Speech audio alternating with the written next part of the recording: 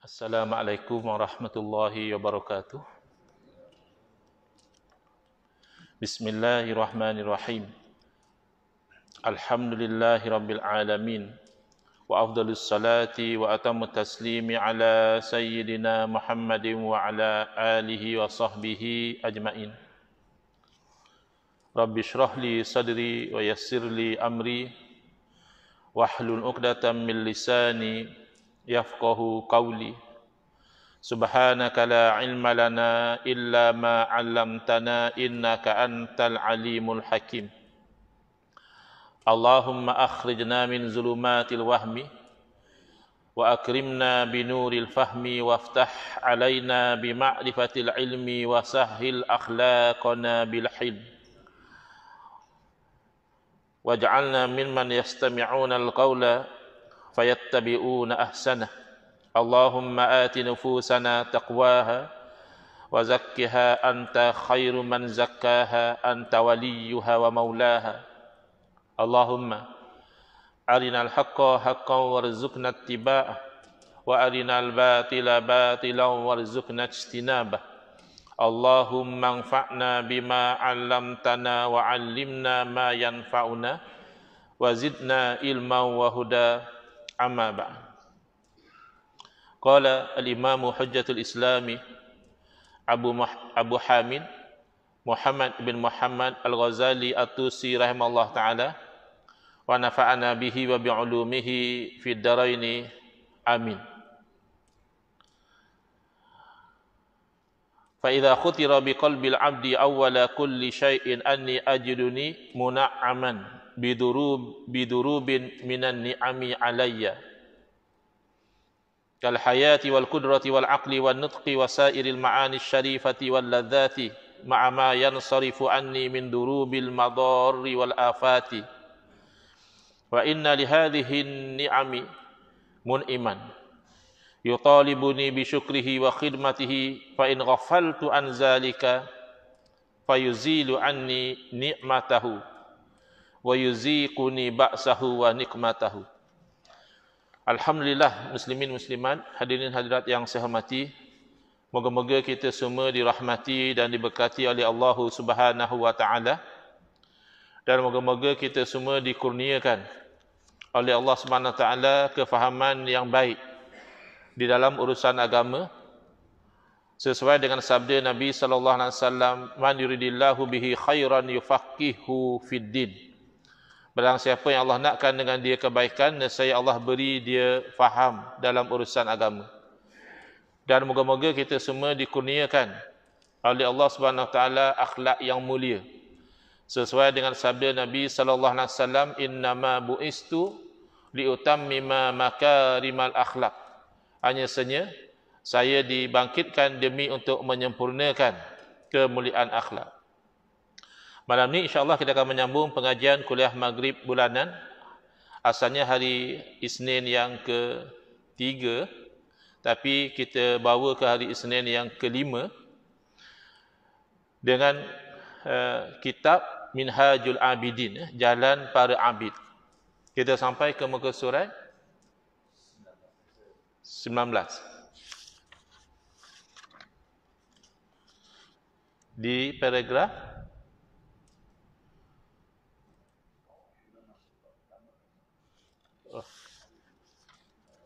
dah habis mukaddimah.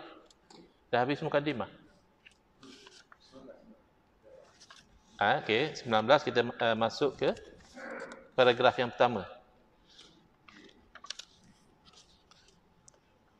Setelah dia selesai, ya, daripada merentasi aqabah puji dan syukur, situ ke? Kalau gitu yang bahasa Arab saya tadi lari, ya.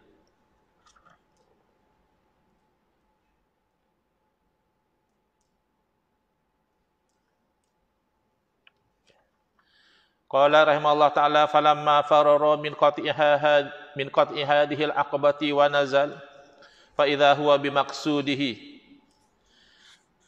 wa mubtaghahu baina yadayhi falam yasiru illa qalila hatta waqa'a fi sahlil fadli wa sahra'ish syauqi wa arasatil mahabbati Setelah dia selesai daripada merentasi Aqabah, dakian puji dan syukur. Ini Aqabah yang perlu diatasi, yang perlu dilalui. Semua betul muka surat 19? Betul. Lalu dia berjaya turun ke tanah datar. Ini bayangan ya. Maknanya nak menjadi ahli ibadah itu perlu mendaki dakian-dakian yang tinggi. Kesemuanya yang disenaraikan dalam kitab Minhajul Abidin ada 7 dakian. Salah satunya adalah Aqabatul Hamdi Wasyukri. Dakian untuk kita memuji dan bersyukur kepada Allah Subhanahu Wa Taala. Maka tiba-tiba di sini dia mendapati maksud dan kehendaknya itu sudah tercapai, berada di antara dua tangannya. Banyak sudah Aqabah dakian yang dia berjaya. Jadi tujuan dia untuk beribadah kepada Allah itu sudah ada di hadapan mata. Sedikit sahaja langkahnya berjalan sudah sampai ke tempat yang dituju. Sama ada menuju ke tanah datar yang mempunyai kelebihan-kelebihan, atau dia menuju ke padang. Ini semua bayangannya, bukan zahir padang dan sebagainya, tak ada. Ini metaphorical. Bahasa je, bahasa-bahasa indah yang digunakan oleh Al-Imam Al-Ghazali rahimahullah taala. Ibarat dia sudah, kalau tadi tu bukit yang tinggi, ni dah ke padang dah. Senang dia. Yang melahirkan rasa kerinduan, atau dia telah sampai ke halaman mahabbah, iaitu tempat memadu kasih sayang dengan Allah Rabbul Izzah.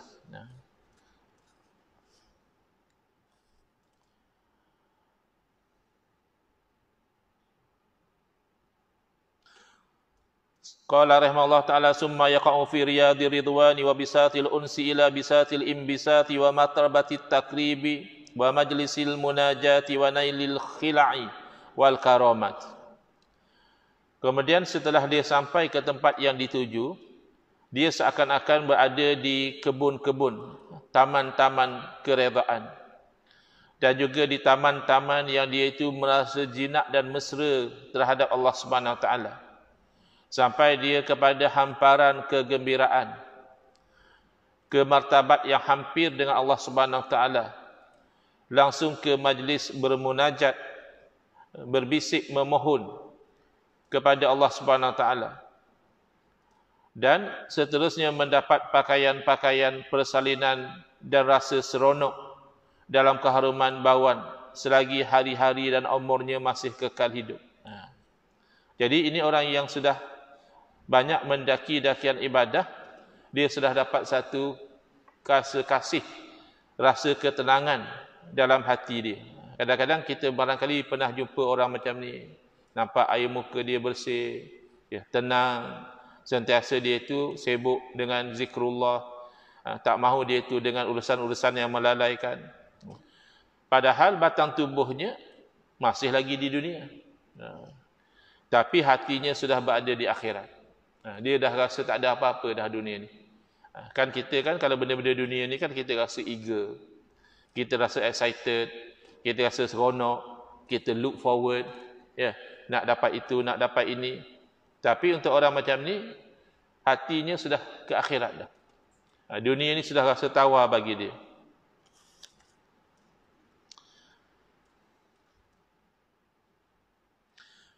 Yantazirul barida yauman fayauman hatta yamallal khalqa kullahum. Dia menunggu, al-barid ni asalnya pos. Dia menunggu hari demi hari ketibaan malakul maut. Al-barid tu asalnya pos. Sebab asalnya yang mematikan seseorang tu hakikatnya adalah Allah. Salah satu nama Allah, Asmaul Husna Al-Mumit, yang mematikan. Tapi dari segi sebab musabab, ada sebab yang zahir, mungkin orang tu sakit jantung, mati. Mungkin orang tu kemalangan, mati. Ya. Ada yang terbakar, mati. Berlaku pada saudara-saudara kita di Palestin. Ya. Ramai yang mati kerana dizalimi, dibunuh oleh tentera-tentera Israel, dibom. Itu sebab yang zahir. Sebab yang tidak nampak di mata kepala kita adalah kerana malaikat maut mencabut nyawa. Kalaupun dibom, kalau malaikat maut belum jalankan tugas lagi, hidup dia. Mungkin cedera tapi dirawat sembuh balik. Maka itu dipanggil al-barid. Jadi dia menunggu-nunggu. Macam orang bercinta macam mana? Zaman dululah. Zaman dulu. Orang bercinta kan, nampak muka postman daripada jauh tu dah senyum dah. Mengharapkan surat daripada kekasih. Zaman sekarang ada lagi ke orang bercinta pakai surat lambat lah. WhatsApp je lah. Ya. WhatsApp, Telegram, video call, macam-macam lah. Jadi dia ni menunggu apa? Menunggu malaikat maut membawa suratan ajal. Sehingga dia dah rasa jemu terhadap sekalian makhluk. Dan dia merasa jijik terhadap dunia.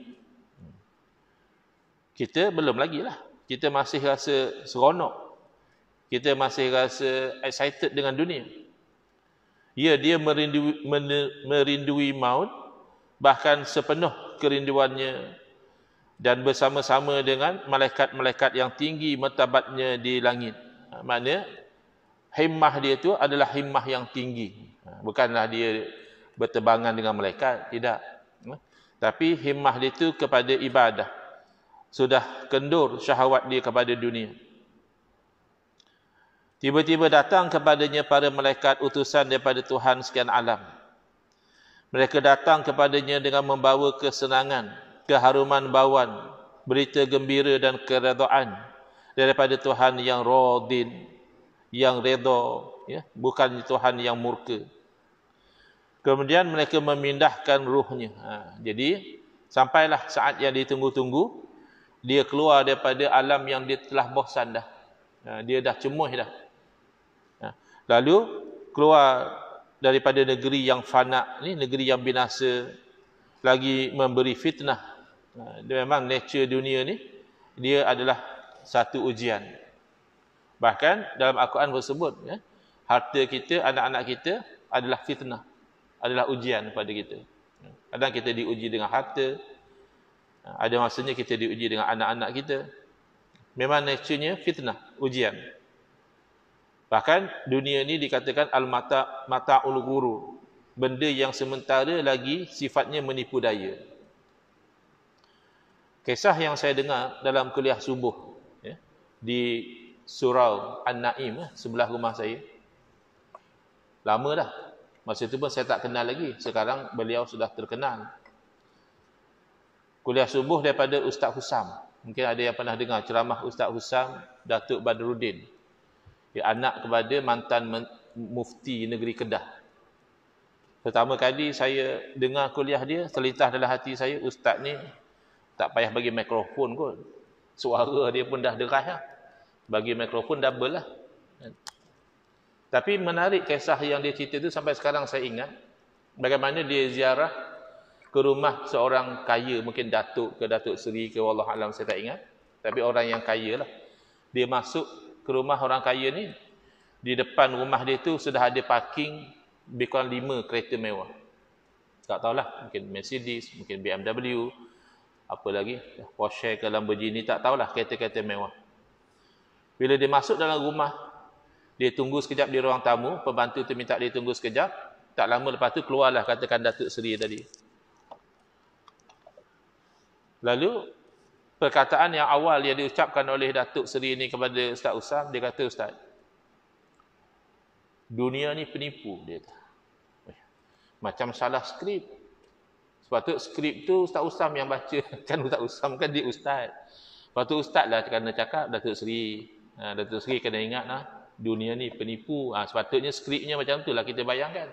Ni terbalik. Datuk Seri pula tazkirah kat Ustaz. Ustaz, dunia ni penipu, dia kata. Pasal apa Datuk Seri cakap macam tu? Dia kata tadi masa Ustaz masuk, Ustaz nampak tak ada kereta-kereta depan rumah saya tu? Nampak Datuk Seri. Ustaz tahu tak sebulan saya bayar berapa? Tak tahu. Dia bilanglah satu-satu. Katakan yang ni saya bayar 5,000 sebulan. Yang ni saya bayar 8,000 sebulan. Kereta mewah.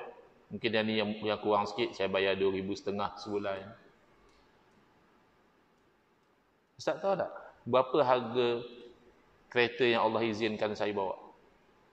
Tak tahu. RM200. Kereta roda nama dia. Sebab takdirnya lepas dah beli kereta mewah banyak-banyak, dia kena lumpuh. Tak boleh berjalan, apatah lagi nak bawa kereta. Itu yang dia rasa tertipu tu. Mungkin masa dia beli kereta tu dia dah ada planning. Yang sport ni habuan hujung-hujung minggu, ya, nak drive seorang-seorang. Yang apa, Alphard ke apa, Wildfire, jangan Hellfire, sudahlah Wildfire okey lagi. Hellfire, na'udzubillah min zalik. Ini habuan nak bawa keluarga. Kan dia besar, selesa bawa keluarga balik kampung. Atau apalah angan-angan dia, tapi dia tidak tahu takdir Allah.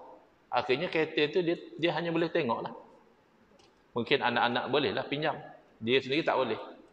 Maka barulah dia faham kalau dunia itu adalah penipu. Ini ditulis di sini ni.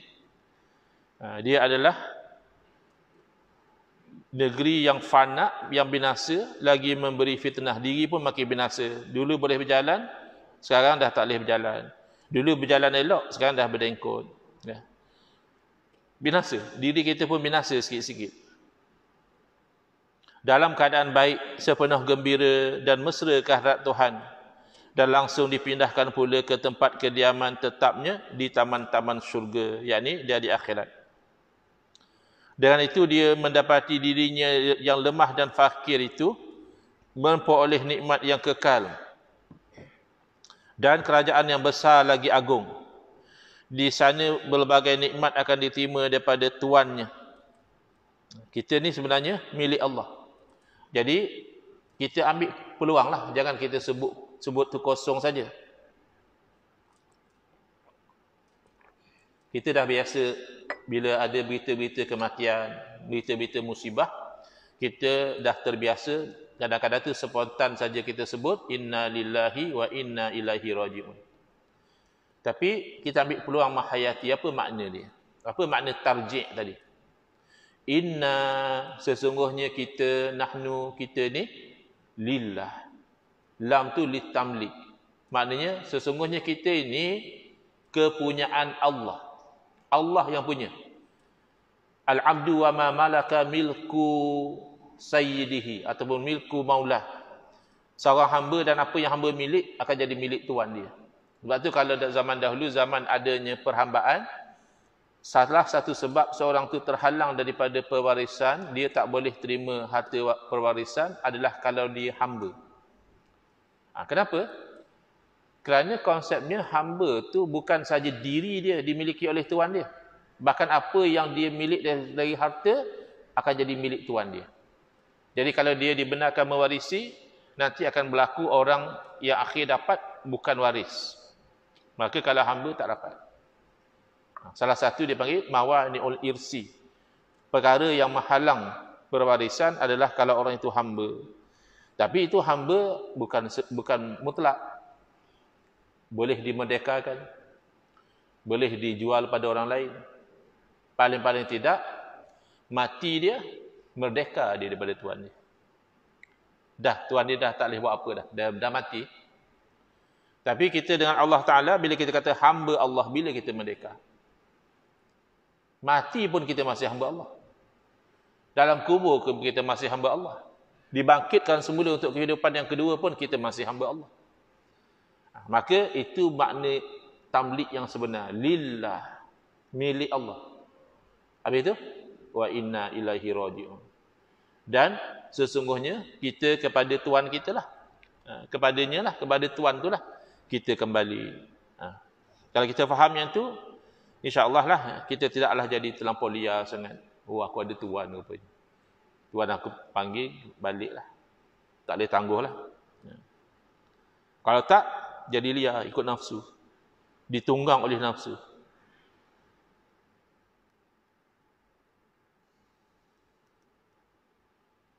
Tuannya yang maha pengurnia lagi maha pemurah, serta amat agung sebutannya. Dan seperti layanan-layanan yang lemah lembut, kasihan belas, sambutan baik dan berdamping diri dengan Allah, pemberian nikmat dan kemuliaan yang tidak mampu tukang-tukang cerita hendak menceritakan. Dia ada orang, dia tukang cerita, dia panggil qasas. Oh, kalau dia cerita, nganga kita dengar. Yang jenis tak pandai cerita, baru 2-3 baris dia cerita, orang dah menguap. Nah, dia tak pandai bercerita. Tapi orang yang pandai cerita dengan sound effect dia, dengan gaya dia, dengan apa. Tapi kalau nak cerita nikmat syurga, tak mampu. Tak mampu tukang-tukang cerita nak menceritakan segala nikmat itu dengan selengkapnya. Maka dia pada setiap hari berada dalam pertambahan nikmat sampai selama-lamanya bersama orang yang kekal di syurga.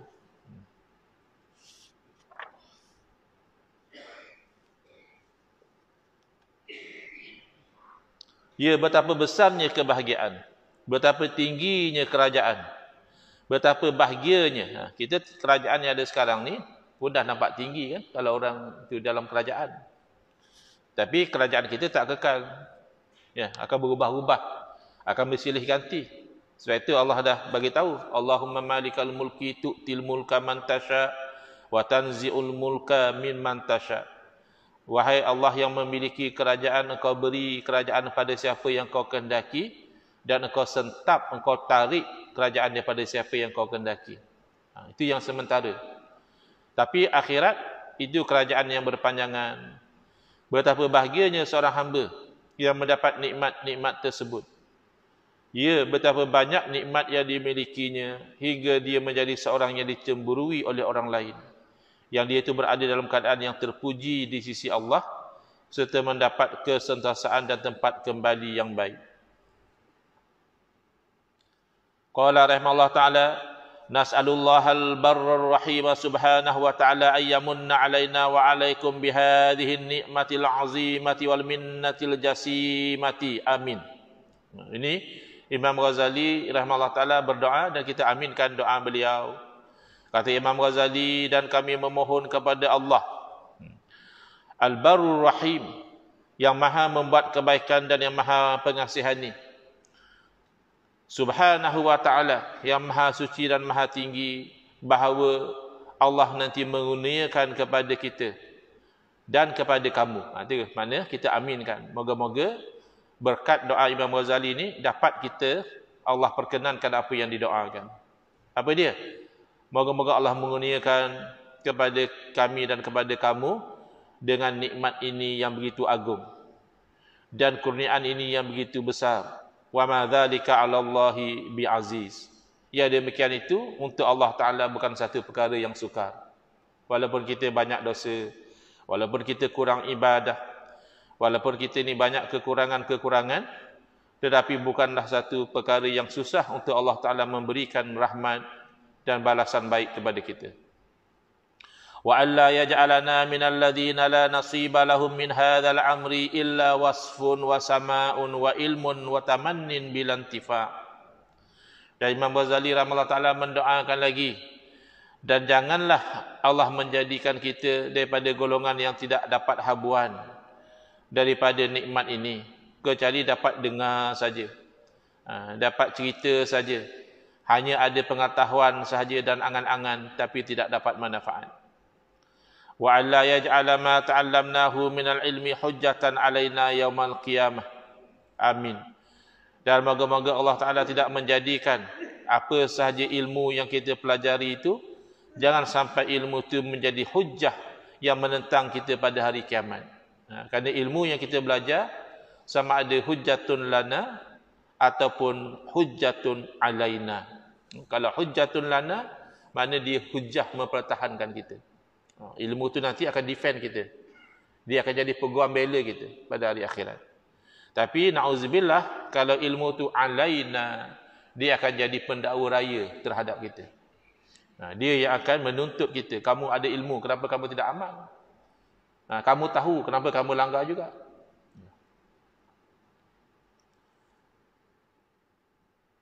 Wa ayyuwaffiqana jami'an lil amali bidzalika, dan moga Allah mengurniakan taufik kepada kita kesemuanya untuk beramal dengan yang demikian itu.